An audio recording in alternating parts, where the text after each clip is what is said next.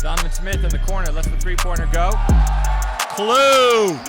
Red now looking to drive. Over to Donovan Smith for another three. Is on the way. Oh, nothing but net. Josh Barrett sets the offense right side to Donovan Smith. Donovan Smith penetrates to Josh Barrett. Great look! On a great feed from Simon. And Cam Williams on the fast break feed from Donovan Smith. Puts the CFC back up by 2.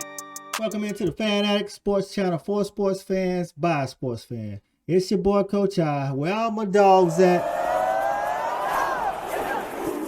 Toccoa Falls College, about 35 to 40 minutes from Clemson, South Carolina, and about 35, 40 minutes from the University of Georgia. Many people might not know where that's at, but my next guest, Donovan Smith, who played college basketball there, is going to come in and tell us what it was like going to Toccoa Falls, the expectations and everything that came along with it.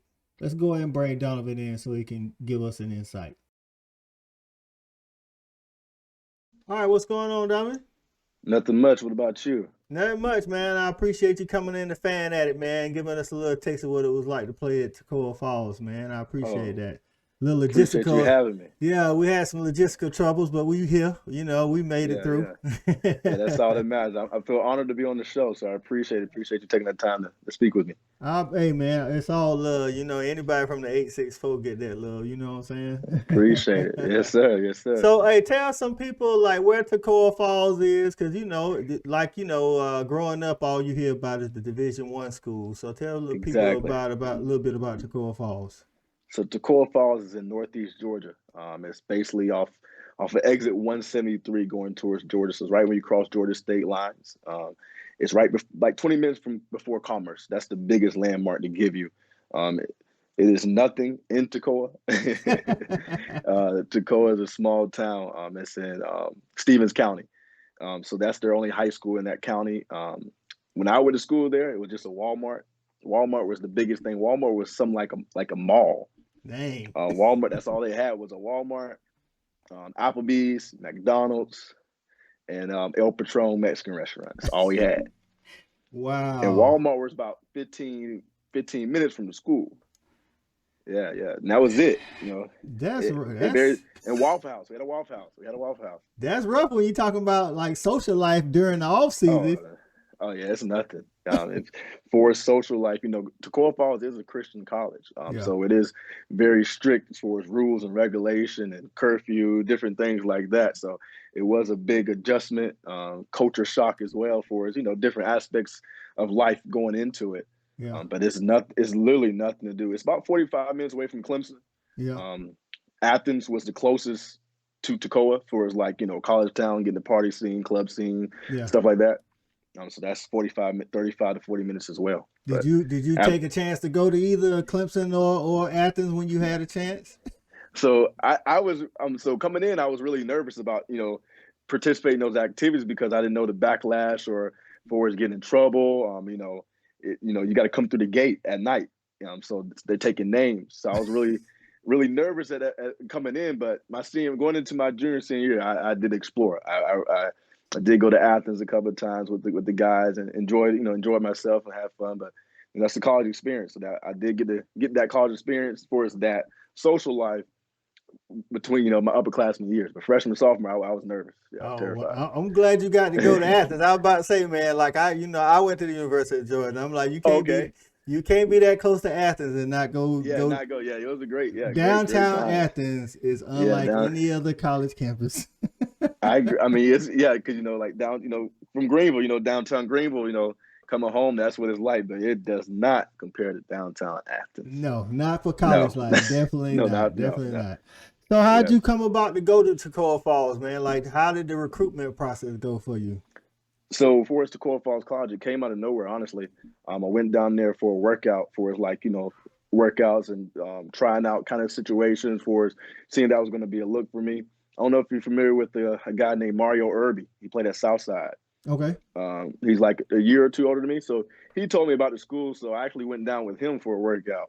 Okay. And he offered me on the spot as far as an opportunity to play there. And so as soon as I got that offer, I did walk around the school and tour the school and different things like that. And I took my time to make my decision. But I felt like at home had opportunity to play early was the biggest sell point for me to go there. And I think it was a good fit for my playing style, but also it developed me as a player as well. Okay, But it so did come out. It came out of nowhere because I really didn't know what Toccoa. I never knew of Toccoa Falls College. Just like a lot of people don't know of Toccoa Falls College, but it came out of nowhere. And I came to my parents I think I might make a decision to go to Toccoa. It's like, for real? Like, no, because I did think about Erskine as well. okay. And the school is local, is like that. But I was like, no, I think Toccoa is the fit for me. It's something new, something different, outside the box. And actually, just to give you a rundown, Toccoa, the year I came, before I got to Toccoa, they lost to, everyone's going to say it. They lost 102 to Western Carolina. Woo. So if you look it up on YouTube, that's the first thing that comes up, and that's the first thing that came up. And after I told my parents, and they was like, oh, but once I want to be a part of something different, be a part of a change, especially coming from Hillcrest High School, being, of course, I don't have a state championship, but always been in the mix of being contention to come to a school that's not really known for that.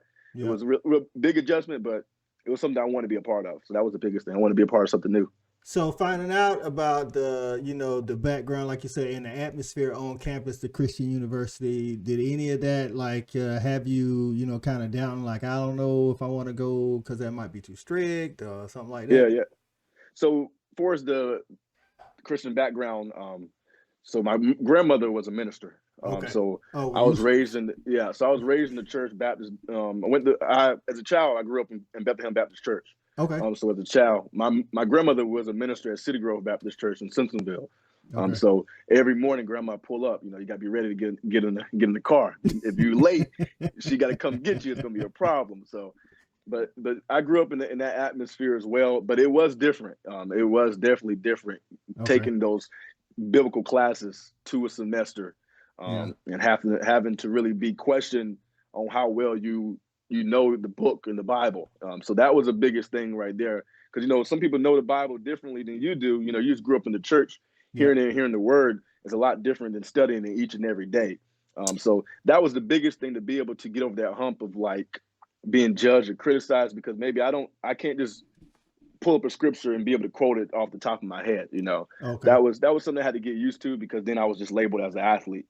I was about to say, and then with that being the type of college, when you hear about the big time Division I programs, a lot of times athletics can, even if they don't admit it, they supersede academics and for sure. Things like that. But at Toccoa Falls, was it like, did they try to make a point like, you're an athlete, but school first, and athletes don't get special treatment? Oh, for sure. You have to have a certain GPA to play. Academics was a big part of it, as far as if you fell behind, your coach would know. It was more micromanaging that aspect. But you were, like, you did have assistants in regards to tutors, study hall, different things like that. So it was ways for you not to fall behind for as academic wise. Okay. Whether it was a biblical classes as well. So you had opportunities to make sure you had everything to be able to play. Okay. And then, like, with Toccoa Falls, like with the resources and things for athletics, like how was the weight room, the gym, things of that nature? I mean, like, cause you yeah. So like facilities, it was different. Hillcrest, I'm going from 2 gyms, auxiliary gym, main court, main gym, weight room was, was nice back then. It's different now. Yeah. But the facilities, to be honest with you, is very similar. Didn't have an oxygen. Weight room was very similar to the 4A, 4A, 5A ball. Okay. For his gymnasium and the weight room, things like that. But each year you saw improvements, as far as, people sponsors, people sending stuff into the gym, renovations. You saw a big difference in time. And honestly, like, going to Toccoa now is like, it's totally different than where it was for me. Well, that's that mean they done came a long way. It came a long way. Like, the whole court is redone. Like, it's new flooring. They got the 2-tone flooring, new facilities, weight room. Like, came a long way. But yeah, you saw the progress when I was there, for sure. I was about to say, you was like, where was our new floor when I played? Right, what I'm saying? Right, exactly. Everybody want the new facility. It don't matter what level ball you play. Everybody wants the new facilities. So coming in as a freshman in athletics, did a lot of the upperclassmen help you along the way, or did they give you a tough time, or what? For as upperclassmen, I did come in with a big class. So I did come in with like 8 freshmen. Okay. 8 freshmen, 6 freshmen, and 2 were incoming upperclassmen transfers. The upperclassmen were very vocal as far as leadership and things like that. But it was one player in particular that kind of put me underneath his wing as far as he had a different mentality of it, of course, but he was really strict. Going back to it, of course, back then I was like, man, I can't stand this man. He's just so hard on me and things like that. Yeah. But like looking back on it, he just wanted the best out of me, and he just had a different way of pushing my buttons. But by far was one of the top leaders for our team going forward. But he was really just a year older than me, a year ahead of me. Yeah. But he had that role that he was a leader for sure. Okay. Well, coming from high school, you played for Chop, right? Of course, yeah. Coach Reggie Chaplin. Hey, shout out Coach Reggie Chaplin. And we already know Coach Chop keep it serious in that gym. So going from Coach Chop to your college coach, how was your coaches in college? Was they super strict, or what I'm saying? How was that? So I had 2 coaches through my time at Toccoa Falls College. Okay. My first year there, I had a coach named Coach Mel. Very, very coach. He's like a player coach. I'll give him that. I'll say that.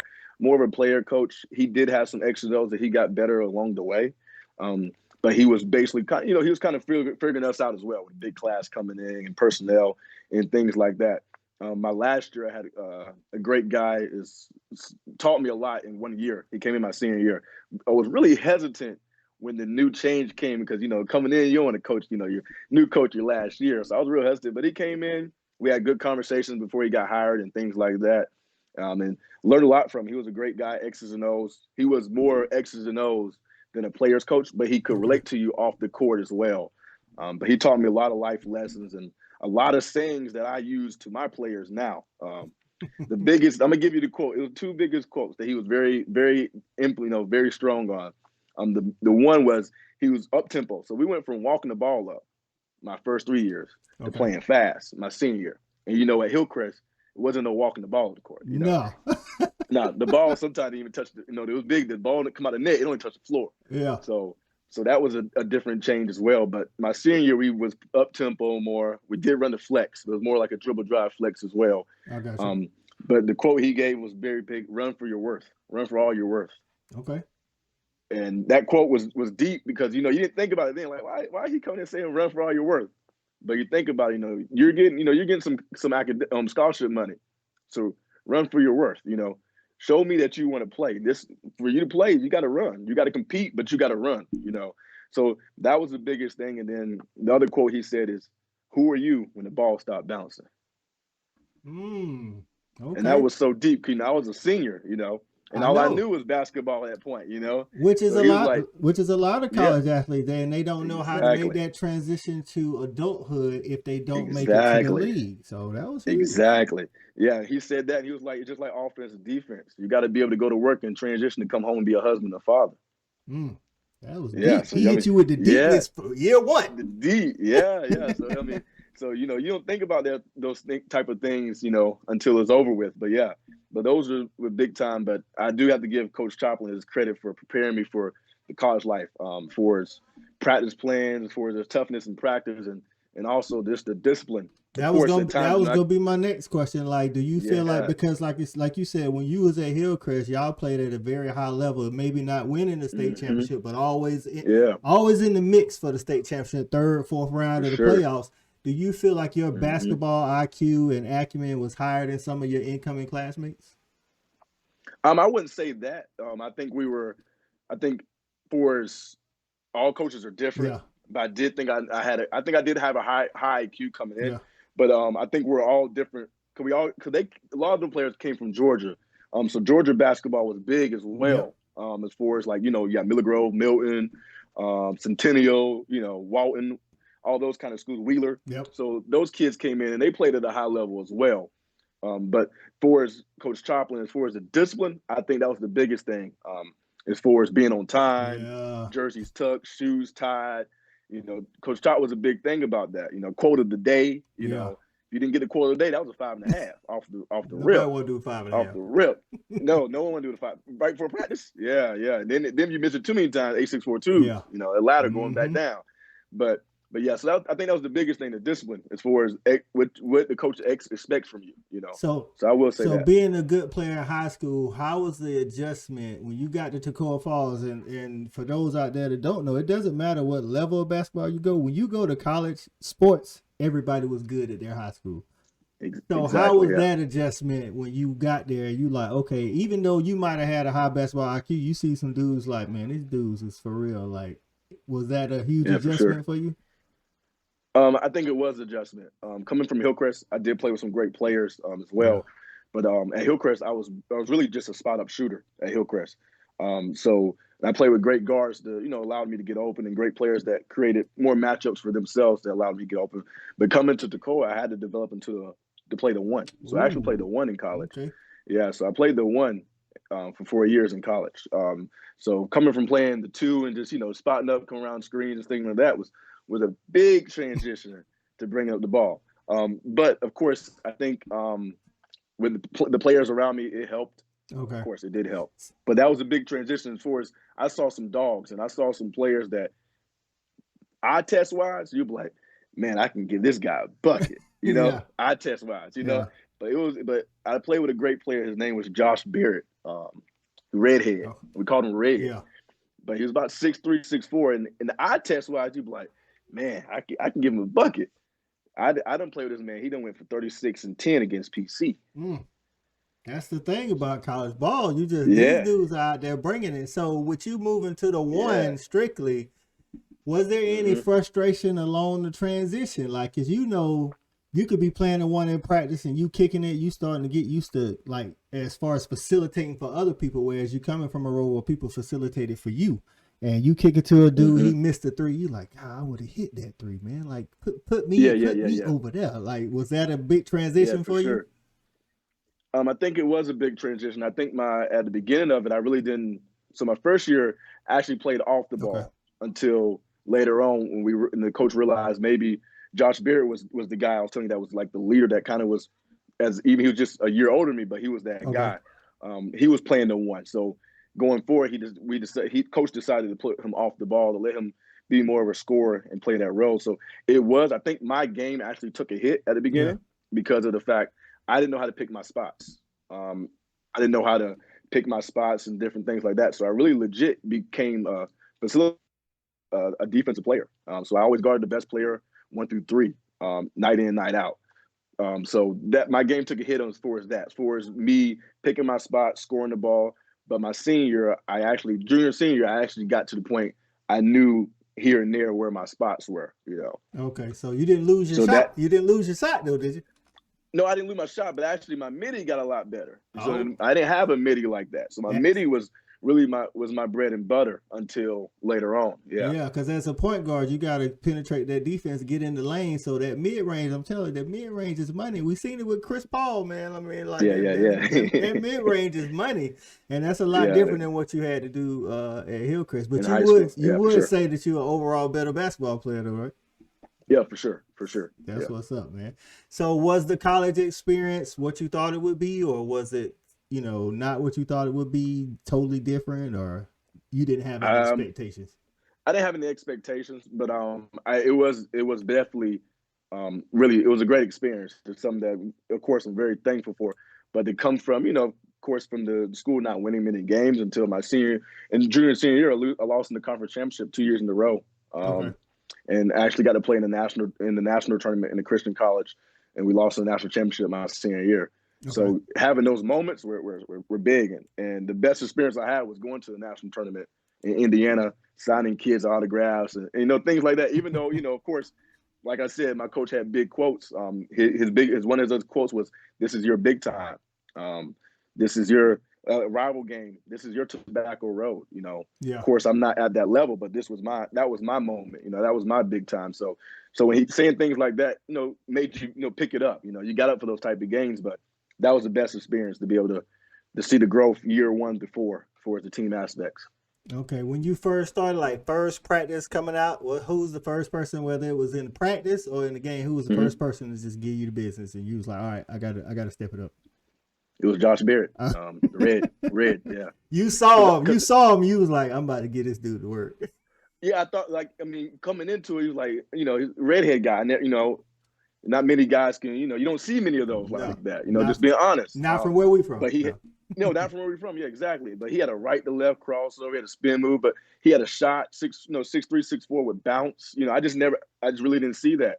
But but he gave me the business. Like pickup sessions, he was just giving me the business. It didn't matter what I did. Was he talking trash to you, Donovan?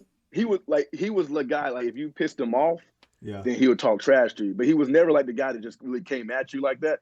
But that's what made it worse, because he wouldn't say nothing. That made it worse, So he know you giving this work, but he just ain't saying nothing. Yeah. Oh, he was a great player though, for sure. The silent assassons are the worst. That's but why people. That's why people didn't say nothing to Tim Duncan, because Tim Duncan wouldn't talk no trash, but he just killed you.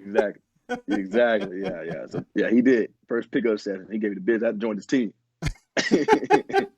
You're like, nah, I'm gonna be on his team for the rest of the time. Exactly. So we can't do this. Well, that's what's up, man. So was the academic life, was it harder than you thought it would be, or you was able to pretty much adjust to that?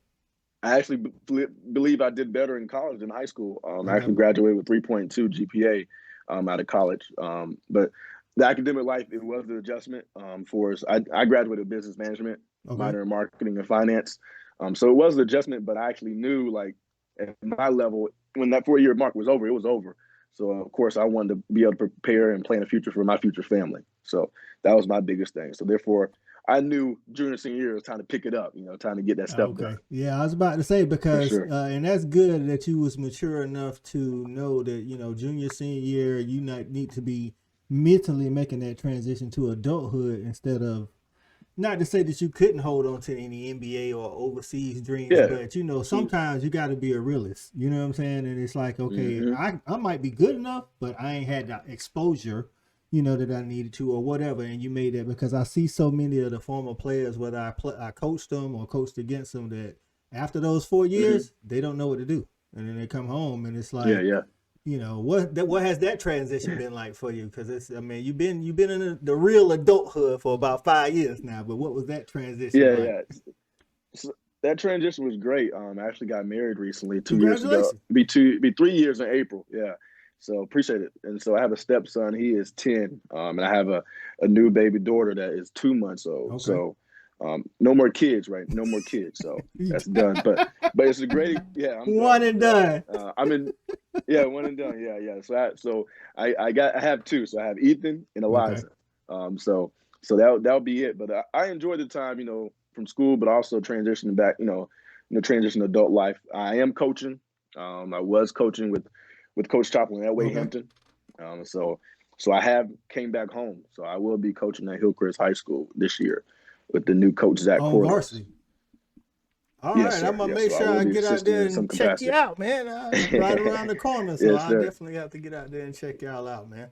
Appreciate it. And I coach at AAU level as well with Team South Carolina.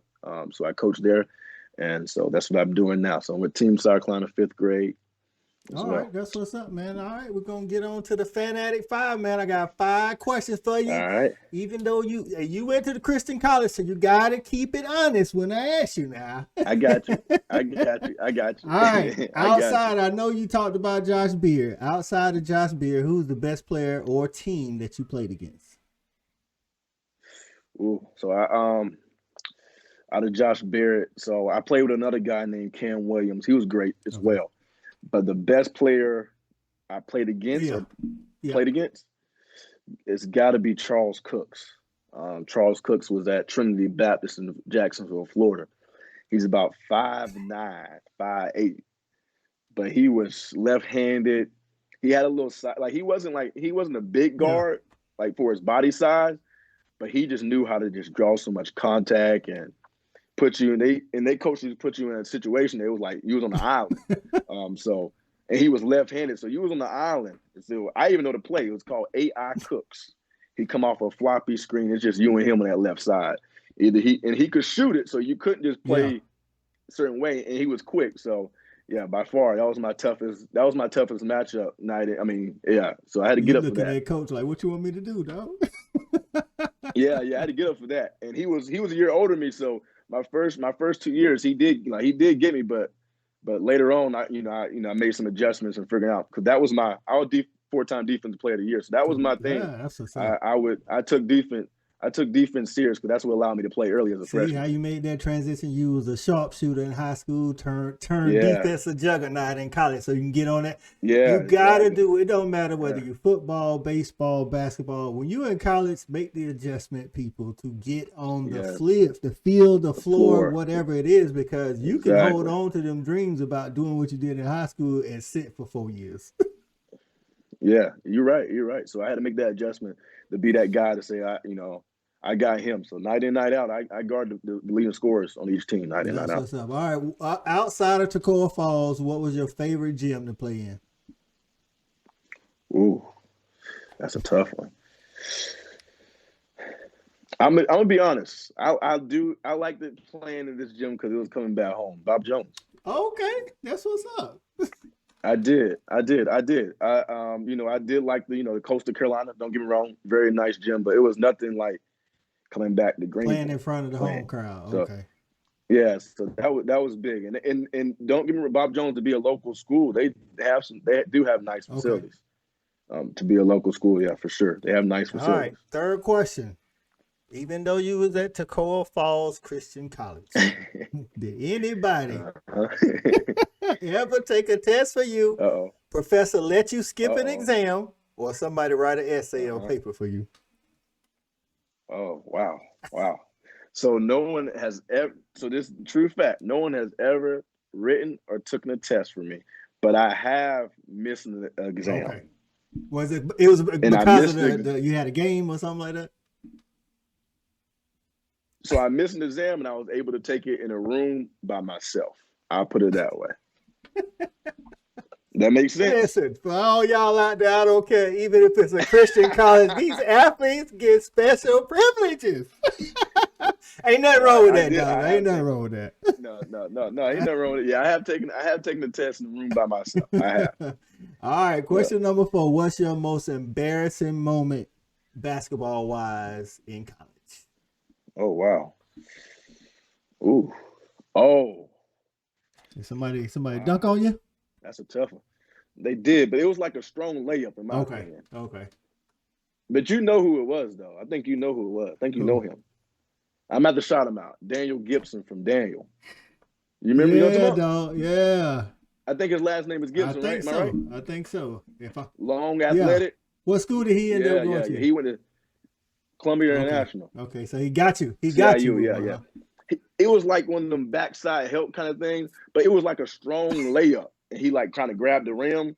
But if you let him tell it now, he got me.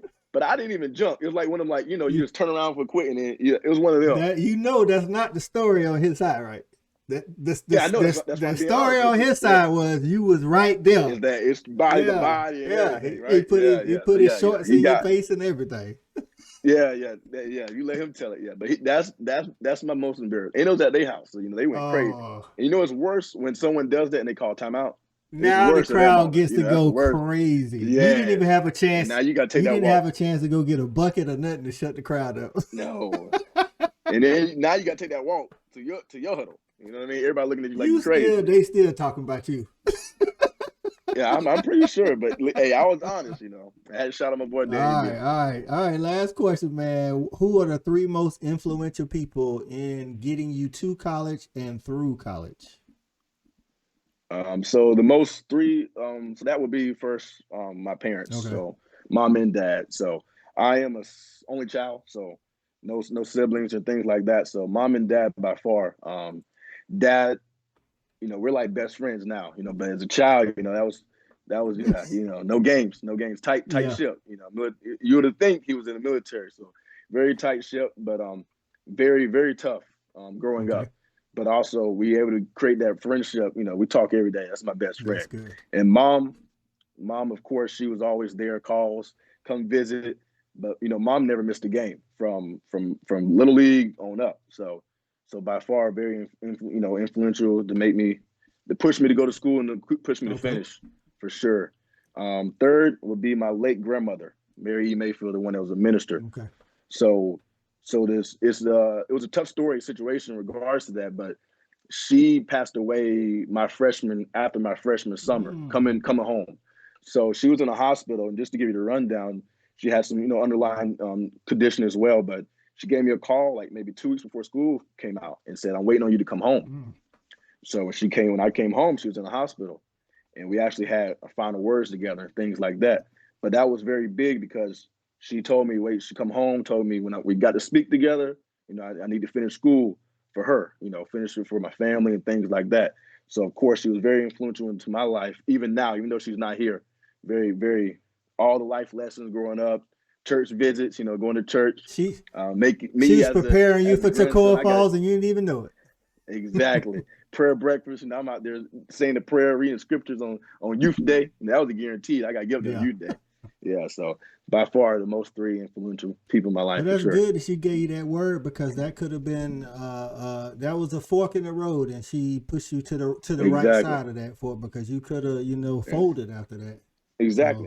So you're right. That was big time, man. Yeah, so that gave me that push. Well, that's what's up, man. Sure. So hey, all right, I'm gonna give you a little extra something. So all right.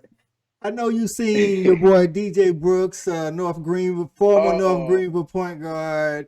He's yeah, for sure. That's my guy. And I just talked to Shy Carpenter, former guard at Malden High School. Oh, I think I know where you're going with this too. I know where you're going with this. I think it was let's see, Shy's senior year. I think it was DJ's sophomore year, but we talked about it. Yeah, 2011. Yep. And we, y'all had a squad, dog. Y'all had a squad. I mean, I think y'all only lost like 2 or 3 games, and we was one of them losses. And DJ said that if we laced them up 9 out of 10 times, y'all would beat us. Shy just said, I'm gonna give you the sneak preview because it ain't came out yet. Shy said he don't know about that. He think it's going 50-50. What you think?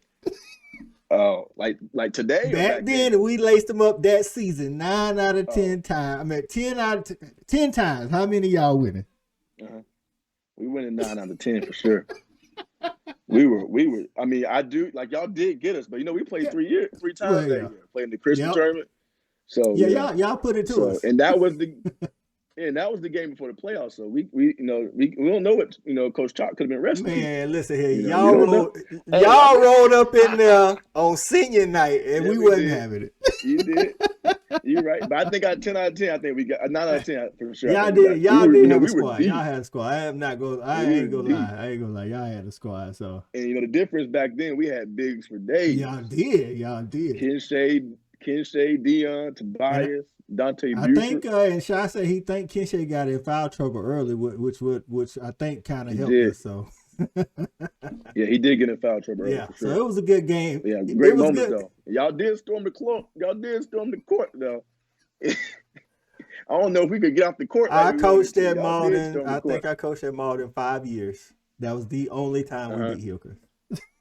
Yeah. That was a tough moment. That was for sure. Well, we were pretty. And y'all went pretty far. Y'all gave Eastern some problems. And they had Spencer, and they ended up beating us by like they ended up beating us by like 3, but we probably should have won that one, guys. But they had Spencer and Troy. Yeah, Spencer and Troy. They had a good squad too. So who did y'all lose to? Me and Shy was trying to figure out who y'all lost to in the playoffs that year. I said I thought it might have been Spring Valley. He said Irmo. It was Irmo. Buzzer beater. I got you. Buzzer beater. I got you. By the Clinskale twins hit a buzzer beater in the left corner. Off the Jordan Roper's kick. I'd rather lose by 20 than lose at the buzzer. That's just me. I agree. Time expiring. Like it's no you time got expiring. No get back. At least with 20, you already know it's over. Yeah, exactly. Yeah, so that's who we lost to. Yeah, we lost to Irmo because Westside beat Burns somebody early in the first round, and then Westside beat Burns. So we don't won that. Westside had to come out. Okay. All right. Well, we appreciate you coming up in the Fan Addict, Donovan, man. Thank you for having me. All the logistical issues we had, but I appreciate you being flexible, man, and coming up and showing us some love. You are now a Fan Addict alumni, dog, and I appreciate that, Thank man. You. And for everybody out there in YouTube land, don't forget to comment, like, and subscribe. And if you from Malden or Hillcrest, get down in them comments. Talk about who was the best. But Donovan, hey, you have alumni game. I know, right? Yeah, alumni game. But Donovan, this is Coach I, and we are out of here.